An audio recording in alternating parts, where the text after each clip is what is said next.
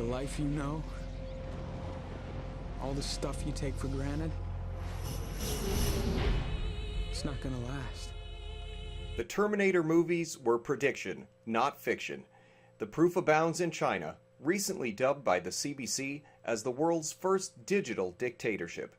The Dragon has interfaced the fifth generation of wireless technology with surveillance cameras and facial recognition software to form Skynet.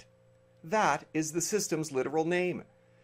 5G is coming to Canada next, leaving the Chinese technology and the example of its usage of eminent concern to some eminent Canadians. But I find it very frightening, the fact that technology has now made the dystopian novels of the 20th century seem almost quaint, because the level of surveillance is so great and very inconsistent with our own views in our own society about the right of individuals to live their lives privately. Privacy is an incredibly important value. Some of the new monitoring and surveillance is straight out of Orwell's 1984 and should concern everyone. O'Toole believes Canada should not allow Chinese companies like Huawei to implement 5G in our land. There's been real concern amongst the Five Eyes security partners, the United States, UK, Australia, New Zealand, that some of the smaller partners, including Canada, might be a bit of a crack into the security establishment. The Royal Services Institute certainly agrees. It advised the UK, allowing Huawei's participation is at best naive, at worst irresponsible.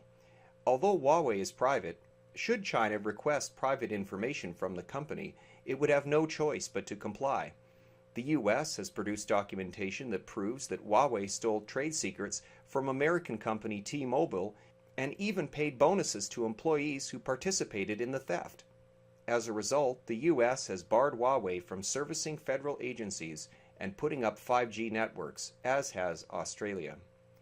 Canada has not declared a firm decision on Huawei, nor has its Five Eyes partner New Zealand. Last December, the Prime Minister said a decision on Huawei should not be political.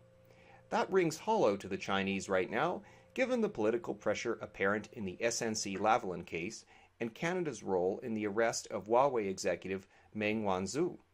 China is a key part supplier to Bell, Telus, and Rogers. Canada has given Finnish company Nokia the nod for a $40 million research deal for 5G, but its parent company is now under investigation for apparent traffic of sensitive data from its phones to a server in China. Even if the Chinese tentacles could be completely severed, 5G presents higher security risks regardless. The entire point of 5G is to deliver more data from more data points, every one of which could provide a breach into the entire network. The Canadian government has already announced it will auction off broadband space for 5G in 2020. In the meantime, the 5G pilot is going on right at Ottawa City Hall. Strangely, the capital cities of both the United States and Canada are test cities for the technology's rollout.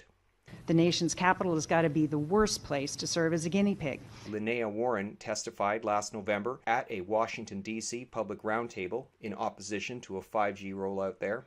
Skynet already monitored all of Beijing by 2015, and its social credit system now spans nationwide.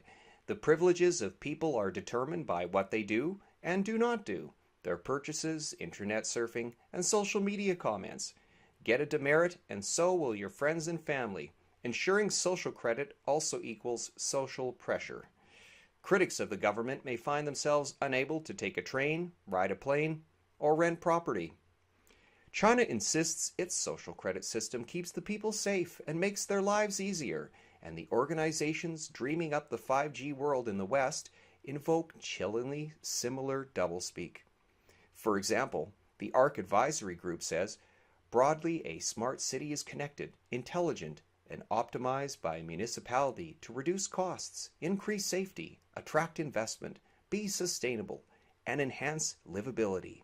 To get there will require smart governance, the education of a smart workforce and smart citizens, the digital transformation of assets, and the deployment of sensor networks with ubiquitous multimodal connectivity. In plain speak, that means everyone must be re-educated for a world full of machines that are everywhere and governing everything in steely alignment with the technocrats' goals. of smart buildings, Art says, they will also aggregate, analyze, and stream data to edge computing where advanced predictive analytic engines will enable new levels of control and security. Artificial intelligence keeps the heat on. There won't be an analog thermostat left, nor anyone to turn the dial. Marshall McLuhan's fourth law of media was that every technology makes something obsolete. I'm an obsolete design. To some extent, 5G makes people themselves obsolete, something that will become unfortunately more true when 6G rolls out. China is already working on that. The Terminator, Rise of the Machines, has become real.